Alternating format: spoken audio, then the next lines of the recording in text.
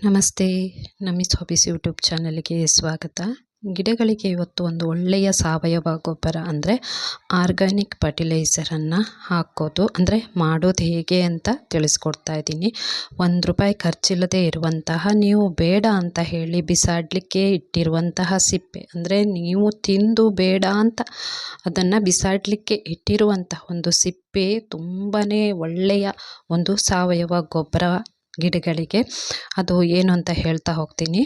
ಆ ಸಾವಯವ ಗೊಬ್ಬರ ಅಂದರೆ ನಾವು ದಾಸವಾಳ ಗಿಡವತ್ತ ಇನ್ಯಾವುದೇ ಹೂವಿನ ಗಿಡವನ್ನು ಬೆಳೆಸಬೇಕಾದ್ರೆ ಅಲ್ಲಿ ಮಣ್ಣಿನ ಆರೋಗ್ಯ ಮುಖ್ಯವಾಗಿರುತ್ತೆ. ನಾವು ಯಾವ ಥರದ್ದು ಮಣ್ಣು ಹಾಕ್ತೀವಿ ಅನ್ನೋದು ಡಿಪೆಂಡ್ ಆಗಿರುತ್ತೆ. ಒಂದು ಪಕ್ಷ ನಾವು ಹಾಕಿರುವಂತಹ ಮಣ್ಣಲ್ಲಿ ಸತ್ವಗುಣಗಳು ಏನಾದರೂ ಇಲ್ಲದೇ ಇದ್ದರೆ ಆ ಸತ್ವ ಬರಲಿಕ್ಕೆ, ಅಂದರೆ ಆ ಮಣ್ಣಿನಲ್ಲಿ ಒಂದು ಒಳ್ಳೆಯ ಗುಣಮಟ್ಟ ಬರಲಿಕ್ಕೆ ನಾವು ಆ ಮಣ್ಣಿಗೆ ಏನೇನು ಹಾಕಬೇಕು, ಆ ಮಣ್ಣಲ್ಲಿ ಏನಿರಬೇಕು, ಸಾರಜನಕ, ಕಾರ್ಬನ್, ರಂಜಕ, ಪೊಟ್ಯಾಷಿಯಮ್ ಇದೆಲ್ಲವೂ ಕೂಡ ಮಣ್ಣಲ್ಲಿದ್ದರೆ ಮಾತ್ರ ಗಿಡಗಳು ಉತ್ತಮ ರೀತಿಯಾಗಿ ಬೆಳೆದು ಒಳ್ಳೆ ಮೊಗ್ಗುಗಳು ಮತ್ತು ಹೂಗಳು ಕೂಡ ಬಿಡುತ್ತೆ ಅಲ್ವಾ. ಹಾಗಾಗಿ ನಾವು ಹಾಕುವಂಥ ಫರ್ಟಿಲೈಸರಲ್ಲಿ ಇವೆಲ್ಲವೂ ಕೂಡ ಇರಬೇಕು. ಅಂದರೆ ನೈಟ್ರೋಜನ್, ಫಾಸ್ಫರಸ್ ಮತ್ತು ಪೊಟ್ಯಾಷಿಯಮ್ ಎಲ್ಲವೂ ಕೂಡ ಇದ್ದರೆ ಏನಾಗುತ್ತೆ, ಮಣ್ಣುಗಳು ಕೂಡ ತುಂಬ ಸತ್ವವಾಗಿರುತ್ತೆ. ಆ ಮಣ್ಣಲ್ಲಿ ನೆಟ್ಟಿರುವಂಥ ಗಿಡಗಳು ಕೂಡ ತುಂಬಾ ಒಳ್ಳೆಯ ಹೂವನ್ನು ಬಿಡುತ್ತೆ. ನೋಡಿ, ಅದೇ ಒಂದು ಆರ್ಗ್ಯಾನಿಕ್ ಫರ್ಟಿಲೈಸರ್ ಅಂದರೆ ಸಾವಯವ ಗೊಬ್ಬರ. ₹1 ಖರ್ಚಿಲ್ಲದೆ ಇರುವಂಥದ್ದು, ನೀವು ಬೇಡ ಅಂತ ಬಿಸಾಡಿರುವಂತಹ ವಸ್ತು. ಕೇಳಿದರೆ ಆಶ್ಚರ್ಯ ಆಗುತ್ತಲ್ವ. ನೀವು ಶೇಂಗಾ ಅಥವಾ ನೆಲಗಡಲೆ ಅಂತ ಅಂತಾರಲ್ವ, ಇದನ್ನು ತಿಂದಿರ್ತೀರಿ. ತಿಂದ ನಂತರ ಈ ಸಿಪ್ಪೆನ ಏನು ಮಾಡ್ತೀರಿ, ನೀವು ಡಸ್ಟ್ಬಿನ್ನಿಗೆ ಹಾಕಿರ್ತೀರಿ. ಇದರಿಂದ ಏನು ಉಪಯೋಗ ಇದೆ ನಮಗೆ ಅಂತ ಡಸ್ಟ್ಬಿನ್ನಿಗೆ ಹಾಕ್ತೀರಲ್ವ. ಇವತ್ತೇ ಡಸ್ಟ್ಬಿನ್ನಿಗೆ ಹಾಕೋದನ್ನು ನಿಲ್ಲಿಸಿ. ಏಕೆಂದರೆ ನಿಮ್ಮಲ್ಲಿ ಒಳ್ಳೆ ದಾಸವಾಳ ಗಿಡ ಅಥವಾ ಹೂವಿನ ಗಿಡಗಳಿದ್ದರೆ ತುಂಬಾ ಒಳ್ಳೆಯ ಒಂದು ಆರ್ಗ್ಯಾನಿಕ್ ಫರ್ಟಿಲೈಸರನ್ನು ಇದರಿಂದ ರೆಡಿ ಮಾಡ್ಬೋದು. ನೀವು ಹುರಿದಿರುವಂತಹ ನೆಲಗಡಲೆ ಸಿಪ್ಪೆ ಆದರೂ ಆಗ್ಬೋದು, ಇಲ್ಲ ಬೇಯಿಸಿರುವಂಥದ್ದು ಕೂಡ ಆಗಿರ್ಬೋದು. ಬೇಯಿಸಿರುವಂಥದ್ದು ನೆಲಗಡಲೆ ಸಿಪ್ಪೆ ಅಂದರೆ ಶೇಂಗಾ ಸಿಪ್ಪೆ ಏನಾದರೂ ನೀವು ಯೂಸ್ ಮಾಡ್ತಾ ಇದ್ದರೆ ಒಂದು ನೆನಪಲ್ಲಿ ಇಟ್ಕೊಳ್ಬೇಕು, ಏನಂದರೆ ಅದನ್ನು ಚೆನ್ನಾಗಿ ತೊಳಿಬೇಕು. ಅದರಲ್ಲಿರುವಂಥ ಉಪ್ಪಿನಂಶ, ಯಾಕಂದರೆ ನಾವು ಬೇಯಿಸುವಾಗ ಉಪ್ಪು ಹಾಕಿ ಬೇಯಿಸ್ತೀವಲ್ವ, ಆ ಉಪ್ಪಿನಂಶವನ್ನು ಪೂರ್ತಿಯಾಗಿ ತೊಳೆದು, ಇಲ್ಲಾದರೆ ಸ್ವಲ್ಪ ಹೊತ್ತು ಅದನ್ನು ನೆನೆಸಿಟ್ಟು ಆ ಸಿಪ್ಪೆಯಲ್ಲಿರುವಂಥ ಉಪ್ಪಿನಂಶವನ್ನು ತೆಗೆದು ನಾವೇನು ಮಾಡಬೇಕು, ಬಿಸಿಲಲ್ಲಿ 1-2 ದಿನ ಚೆನ್ನಾಗಿ ಇದನ್ನು ನೆಲಗಡಲೆ ಸಿಪ್ಪೆ ಅಂದರೆ ಶೇಂಗಾ ಸಿಪ್ಪೆಯನ್ನು ಒಣಸ್ಕೊಳ್ಬೇಕು.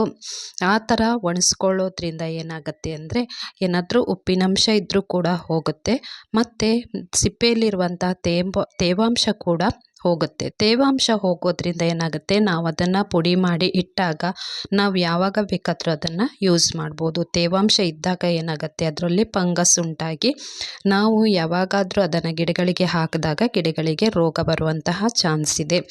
ಈಗ ಬಿಸಿಲಲ್ಲಿ ಒಣಗಿಸಿರುವಂತಹ ನೆಲಗಡಲೆ ಸಿಪ್ಪೆನ ನಾನು ಮಿಕ್ಸಿ ಜಾರಿಗೆ ಹಾಕ್ಕೊಂಡು ಪುಡಿ ಮಾಡ್ತಾ ಇದ್ದೀನಿ. ತುಂಬಾ ಗರಿಯಾಗಿ ಒಣಗಿರೋದ್ರಿಂದ 1-2 ಸುತ್ತು ನಾವು ಮಿಕ್ಸಿಯಲ್ಲಿ ರನ್ ಮಾಡಿದರೆ ಸಾಕಾಗುತ್ತೆ, ಬೇಗನೆ ಪುಡಿ ಆಗುತ್ತೆ. ತುಂಬಾ ಒಳ್ಳೆಯ ಒಂದು ಸಾವಯವ ಗೊಬ್ಬರನ ನಾವು ಇದರಿಂದ ರೆಡಿ ಮಾಡ್ಕೊಳ್ಬೋದು. ನೋಡಿ, ಈ ರೀತಿ ತರಿಯಾಗಿ ಪುಡಿ ಮಾಡ್ಕೊಂಡಿದ್ದೀನಿ. ಇದರೊಳಗೆ ಏನಿರುತ್ತೆ ಅಂದರೆ ಕಾರ್ಬನ್ ಇರುತ್ತೆ, ಸಾರಜನಕ ಅಂದರೆ ನೈಟ್ರೋಜನ್, ಹಾಗೆ ರಂಜಕ ಅಂದರೆ ಫಾಸ್ಫರಸ್ ಕೂಡ, ಹಾಗೆ ಪೊಟ್ಯಾಷಿಯಮ್ ಕೂಡ ಇದರಲ್ಲಿ ಅತ್ಯಧಿಕವಾಗಿ ಇರೋದ್ರಿಂದ ಇದು ಮಣ್ಣಿನ ಆರೋಗ್ಯವನ್ನು ಸುಧಾರಿಸುತ್ತೆ ಮತ್ತು ತೇವಾಂಶವನ್ನು ಹಿಡಿದಿಟ್ಕೊಳ್ಳುತ್ತೆ. ನಾವು ಈಗಂತೂ ಬೇಸಿಗೆಯಲ್ಲಿ ಎಷ್ಟು ನೀರು ಹಾಕಿದರೂ ಕೂಡ ಪಾಟಲ್ಲಿ ನೀರೇ ನಿಂತಿರಲ್ಲ, ಅಂದರೆ ಡ್ರೈ ಆಗಿರುತ್ತೆ. ಇದನ್ನು ನಾವು ಈ ರೀತಿ ಡಬ್ಬಿಯಲ್ಲಿ ಇಟ್ಕೊಂಡು ನಮಗೆ ಯಾವಾಗ ಬೇಕೋ ಆವಾಗ ನಾವು ಇದನ್ನು ಗಿಡಗಳ ಬುಡಕ್ಕೆ ಹಾಕ್ಕೊಳ್ಬೋದು. ಇನ್ನೊಂದು ವಿಷಯ ಏನಂದರೆ, ಇದು ತೇವಾಂಶನ ಹಿಡಿದಿಟ್ಕೊಳ್ಳೋದು ಒಂದೇ ಅಲ್ಲ, ಇದು ಕಳೆನ ಕೂಡ ನಿಯಂತ್ರಣ ಮಾಡುತ್ತೆ. ಅಂದರೆ ಇದನ್ನು ಹಾಕೋದ್ರಿಂದ ಯಾವ ರೀತಿ ಕಳೆಗಳು ಕೂಡ ಪಾಟಲ್ಲಿ ಹುಟ್ಟೋದಿಲ್ಲ. ಅಷ್ಟೊಂದು ಒಳ್ಳೆಯ ಒಂದು ಬೆನಿಫಿಟ್ ಇರುವಂತಹ ಒಂದು ಆರ್ಗ್ಯಾನಿಕ್ ಫರ್ಟಿಲೈಸರು. ಇವತ್ತು ಗೊತ್ತಾಯ್ತಲ್ವ ನಿಮಗೆ, ಇದನ್ನು ಬಿಸಾಡಬಾರ್ದು ಯಾವ ಕಾರಣಕ್ಕೂ ಅಂತ ಕೂಡ. ಇದು ಮಣ್ಣನ್ನು ಗಟ್ಟಿಯಾಗೋದನ್ನು ಕೂಡ ತಡೆಯುತ್ತೆ, ನೀರಿನ ಅಂಶವನ್ನು ಹಿಡಿದಿಟ್ಕೊಳ್ಳುತ್ತೆ. ಬೇಸಿಗೆಯಲ್ಲಂತೂ ತುಂಬಾ ಗಿಡಗಳಿಗೆ ನೀರು ಬೇಕಾಗಿರೋದ್ರಿಂದ ನಾವು ಇದನ್ನು ಆರಾಮಾಗಿ ಯೂಸ್ ಮಾಡ್ಬೋದು. ಒಂದೇ ಒಂದು ಸ್ಪೂನ್ ಈ ಸಿಪ್ಪೆಯ ಪೌಡರನ್ನು ನಾವು ಗಿಡದ ಬುಡಕ್ಕೆ ಹಾಕ್ತಾ ಬಂದರೆ ಏನಾಗುತ್ತೆ, ಗಿಡಗಳಲ್ಲಿ ಅಂದರೆ ಮಣ್ಣಿನಲ್ಲಿರುವ ಗುಣಮಟ್ಟ ತುಂಬಾ ಚೆನ್ನಾಗಿರುತ್ತೆ. ಮಣ್ಣಿನ ಗುಣಮಟ್ಟ ಚೆನ್ನಾಗಿದ್ದಾಗ ಏನಾಗುತ್ತೆ, ಒಳ್ಳೆಯ ಹೂಗಳು ಬಿಡುತ್ತೆ, ಮೊಗ್ಗುಗಳು ಬಿಡುತ್ತೆ ಮತ್ತು ಎಲೆಗಳು ಕೂಡ ತುಂಬ ಹಚ್ಚ ಹಸಿರಾಗಿ ಹೆಲ್ದಿಯಾಗಿ ಇರುತ್ತೆ. ಹಾಗೆ ಏನಾದರೂ ಹೊಸಬರು ಇದೇ ಫಸ್ಟ್ ಟೈಮ್ ನನ್ನ ಚಾನಲ್ನೇ ನಾನು ನೋಡ್ತಾ ಇದ್ದರೆ ಪ್ಲೀಸ್ ಚಾನಲ್ನ ಸಬ್ಸ್ಕ್ರೈಬ್ ಮಾಡಿಕೊಂಡು ವಿಡಿಯೋನ ನೋಡಿ, ವಿಡಿಯೋಗೊಂದು ಲೈಕ್ ಮಾಡಿ, ಹಾಗೆ ಕಮೆಂಟ್ ಕೂಡ ಹಾಕಿ. ಒಂದು ಒಳ್ಳೆಯ ಕಮೆಂಟ್ ಹಾಕಿದರೆ ನಮಗೂ ಕೂಡ ಖುಷಿ ಆಗುತ್ತಲ್ವ. ತುಂಬ ಒಳ್ಳೊಳ್ಳೆ ವಿಡಿಯೋಗಳನ್ನು ಮಾಡಬೇಕನ್ನೋ ಮನಸ್ಸು ಕೂಡ ಬರುತ್ತೆ. ಹಾಗೆಯೇ ವಿಡಿಯೋಗೆ ಲೈಕ್ ಇರಲಿ, ಕಮೆಂಟ್ ಇರಲಿ, ಹಾಗೆ ಗಾರ್ಡನ್ ಆಸಕ್ತಿ ಇರುವಂತಹ ಯಾರಿಗಾದ್ರೂ ಈ ವಿಡಿಯೋನ ಶೇರ್ ಕೂಡ ಮಾಡಿ ಅಂತ ಹೇಳ್ತಿದ್ದೀನಿ. ಬರೀ ದಾಸವಾಳ ಗಿಡಕ್ಕೆ ಅಂತಲ್ಲ, ಸೇವಂತಿಗೆ ಗಿಡಕ್ಕೂ ಕೂಡ ಹಾಕ್ಬೋದು. ಇದನ್ನು ಯಾವುದೇ ಥರ ತೊಂದರೆ ಇಲ್ಲ. ಪ್ರತಿಯೊಂದು ಹೂವಿನ ಗಿಡದ ಬುಡಕ್ಕೆ ಇದನ್ನು 1 ಸ್ಪೂನಷ್ಟು ಹಾಕಿದರೆ ಸಾಕು. ತುಂಬಾ ಚೆನ್ನಾಗಿ ಹೂಗಳು ಬಿಡುತ್ತೆ, ಮೊಗ್ಗುಗಳು ಬಿಡುತ್ತೆ, ಹಾಗೆ ಬೇರುಗಳು ಕೂಡ ಬಲವಾಗುತ್ತೆ. ಮಣ್ಣಿನಲ್ಲಿ ತುಂಬಾ ಸತ್ವ ಇರೋದ್ರಿಂದ ಇದು ತುಂಬಾ ಚೆನ್ನಾಗಿ ಗಿಡಗಳ ಬೆಳವಣಿಗೆಗೆ ಸಹಕಾರಿಯಾಗತ್ತೆ ಅಂತ ಹೇಳ್ತಾ ಇದ್ದೀನಿ. ಈ ವಿಡಿಯೋ ನಿಮಗೆಲ್ಲರಿಗೂ ಇಷ್ಟ ಆಗಿದ್ದರೆ ಒಂದು ಲೈಕ್ ಇರಲಿ, ಹಾಗೆ ಕಮೆಂಟ್ ಕೂಡ ಇರಲಿ.